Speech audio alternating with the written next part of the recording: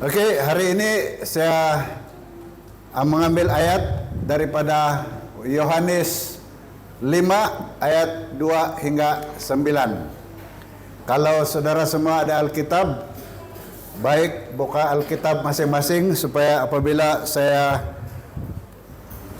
melakukan forensic study dengan pelajaran ayat yang terdapat di dalam Yohanes 5 ini, kita akan sama-sama membuat nota di dalam Alkitab kita. Yohanes pasal 5 ayat 2 hingga 9. Saya harap saya tidak dapat mengambil masa yang terlalu lama, tetapi saya dipahamkan saya sendiri yang mengumumkan kita ada pot bless, jadi ada 5 roti 2 ekor ikan kita akan kongsi bersama. Jadi biarlah berapa lama saya kasih habis khotbah lah kan. Kalau kamu sudah napasan konom songon-tongon kau helad jendela laut tigawan lam tingkadan kuendan napasan kau lah kan. Mari kita baca bersama bermula dari ayat 2. Di Yerusalem berdekatan pintu domba, saya baca dari ABB Alkitab Berita Baik, ada sebuah kolam yang dipanggil Bait Tasdah dalam bahasa Ibrani. Kolam ini dikelilingi 5 buah serambi. Setiap serambi itu ramai orang sakit dan cacat berbaring. Ada yang buta, ada yang tempang, ada yang lumpuh, menunggu air kolam itu berkocak. Sekali-sekala malaikat Tuhan akan turun mengocak air kolam itu. Sesiapa yang pertama masuk ke dalam kolam itu ketika airnya berkocak akan sembuh daripada penyakitnya. Dalam kalangan mereka ada seorang lelaki yang telah sakit selama 38 tahun. Yesus melihatnya terbaring di situ dan mengetahui bahwa dia telah sakit demikian lamanya. Yesus bertanya kepadanya, "Inginkah kamu sembuh?" Orang sakit itu menjawab, "Tuan, tiada sesiapa pun di sini yang dapat memasukkan aku ke dalam kolam itu ketika airnya berkocak. Setiap kali aku coba masuk, orang lain telah masuk dahulu."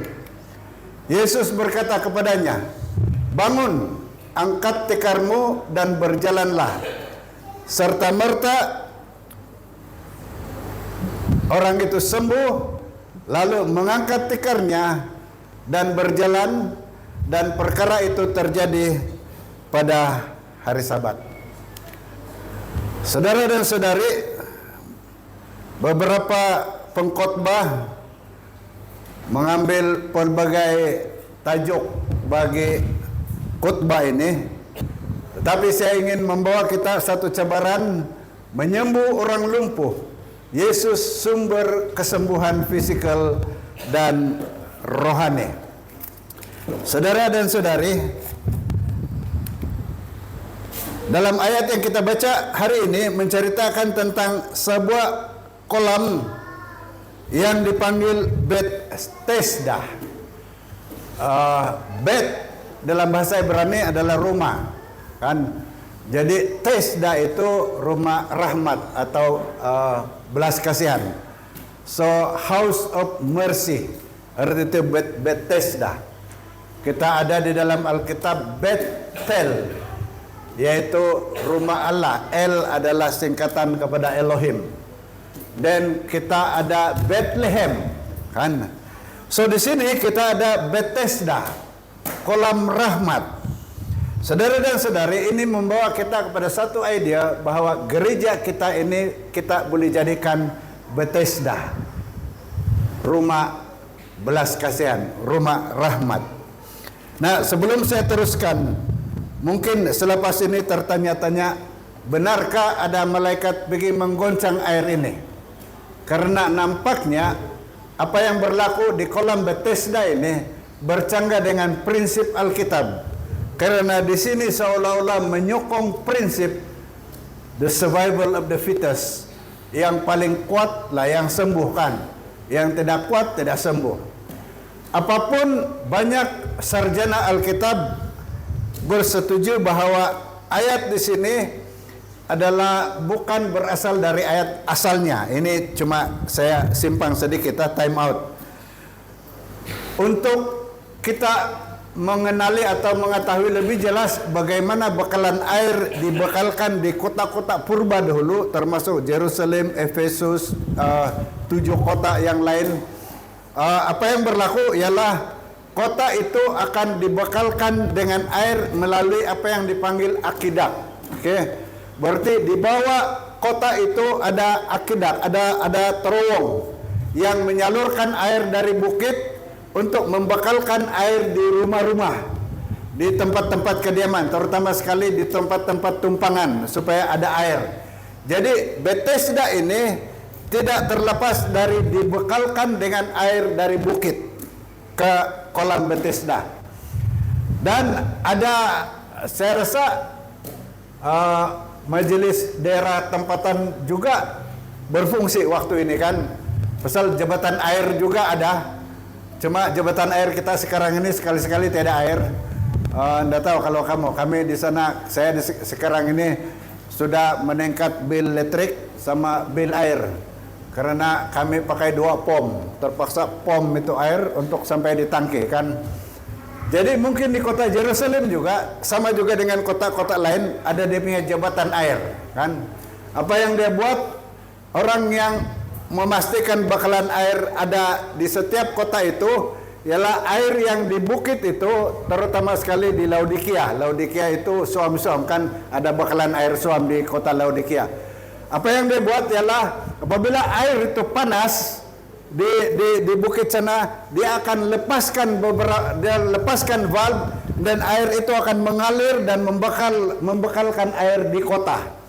Jadi apabila sampai di kolam Bethesda, dia akan keluar dari bawah dan seperti mendidih. Jadi para sarjana percaya bahwa itulah yang berlaku. Pertama.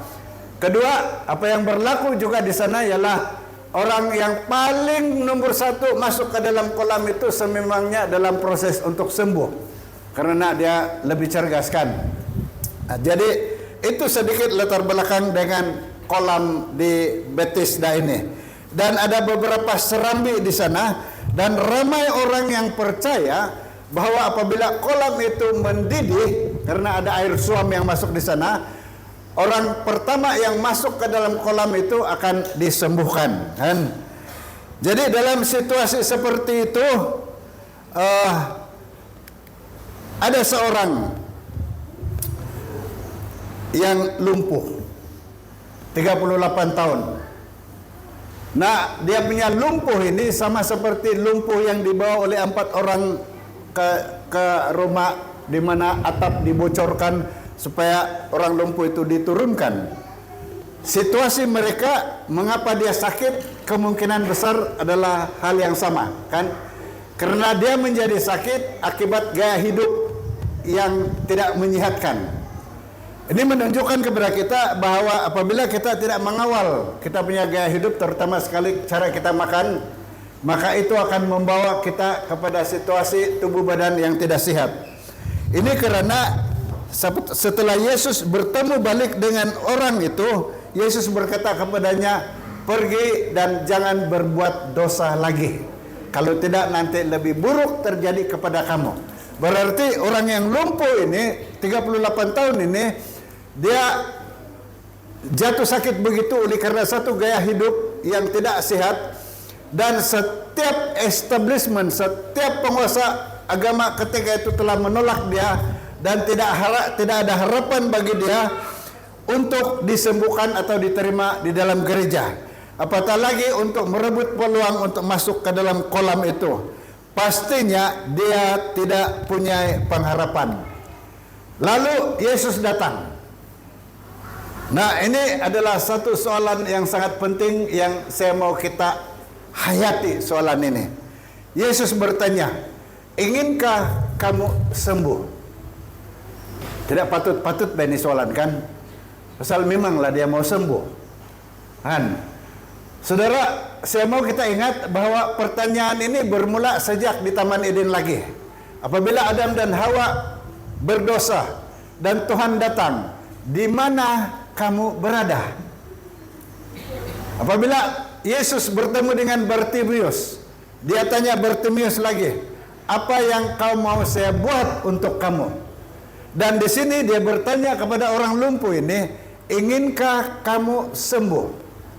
Saudara dan saudari, ini bukan sekadar satu pertanyaan bahwa Yesus tidak tahu apa yang diperlukan, tetapi ini adalah satu pertanyaan supaya orang yang diajukan dengan pertanyaan ini akan menyadari keperluannya sendiri sebelum datang kepada Yesus. Akan menyadari di dalam kehidupannya bahwa dia tidak berdaya.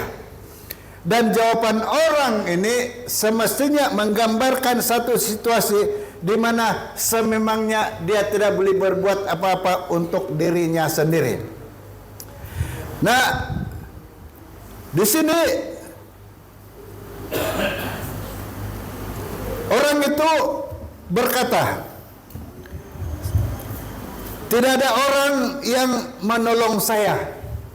Saya baca balik apa yang dia kata.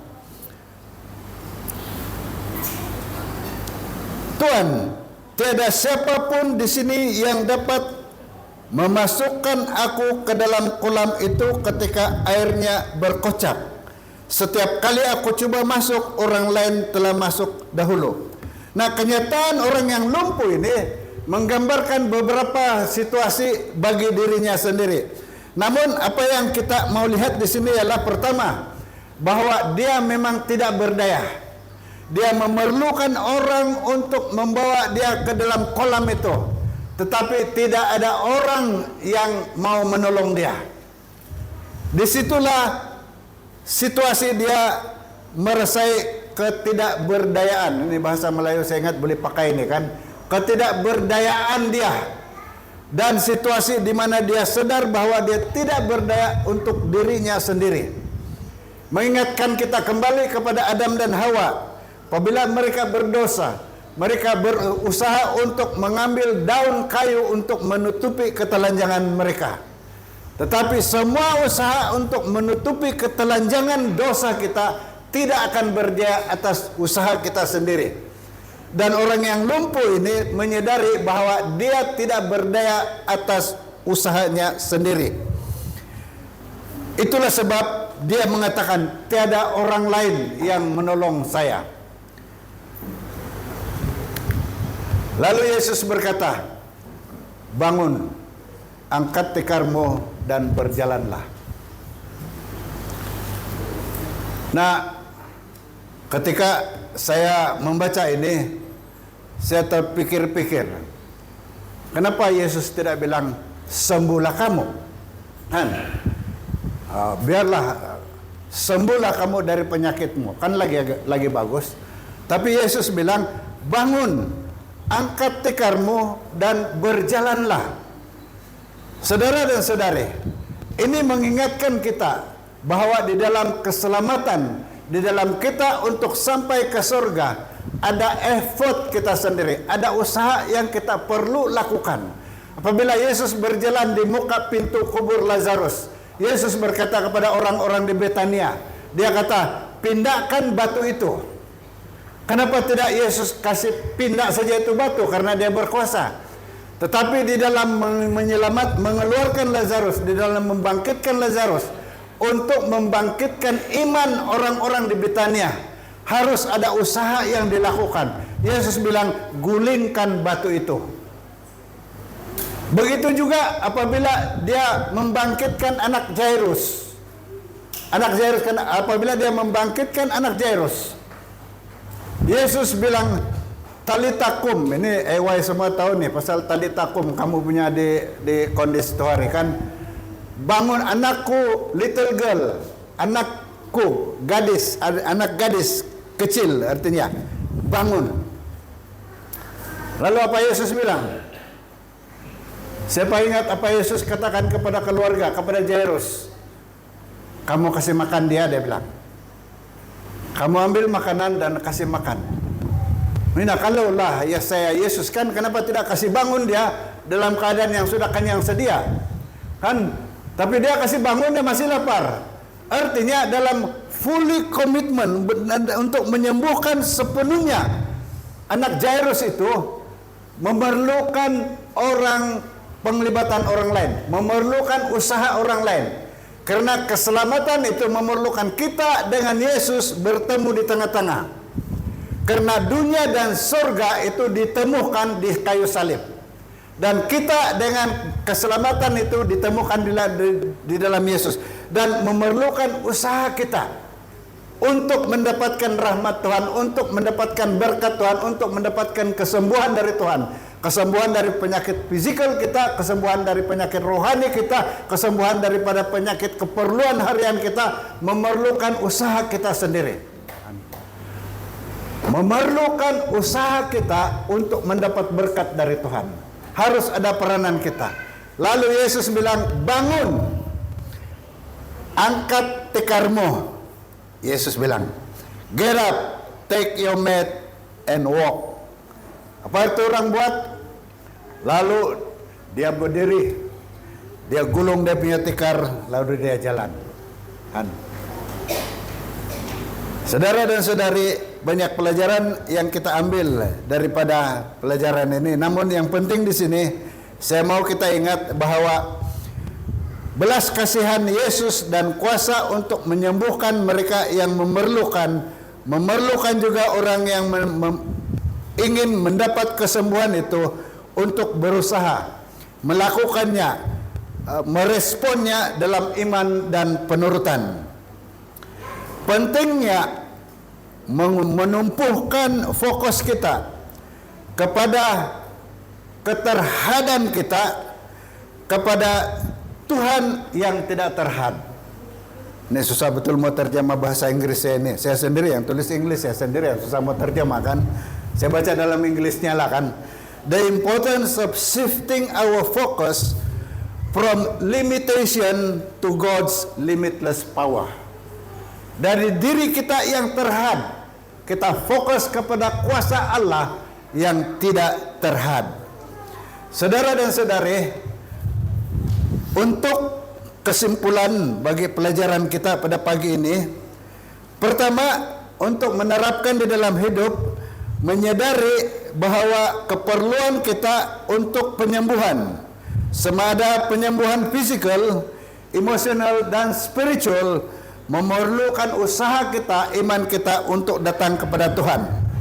Dalam situasi seperti ini, kita perlu menyerahkan situasi kita kepada Yesus Kristus dan berusaha mencari belas kasihan dan kuasa yang hanya datang daripada Yesus. Dan dengan ini, perkara ketiga, memupuk iman dan kepercayaan kita kepada Allah dan kepada keupayaan Allah untuk menyembuh dan mengubah, walaupun ada situasi di mana seakan-akan Tuhan itu tidak kelihatan di dalam kehidupan kita. Baru-baru ini kami dicabar dengan satu situasi di mana kami perlu membawa si Rachel ke hospital, dan sementara kami berdoa, disitulah kami bergelut dengan Tuhan.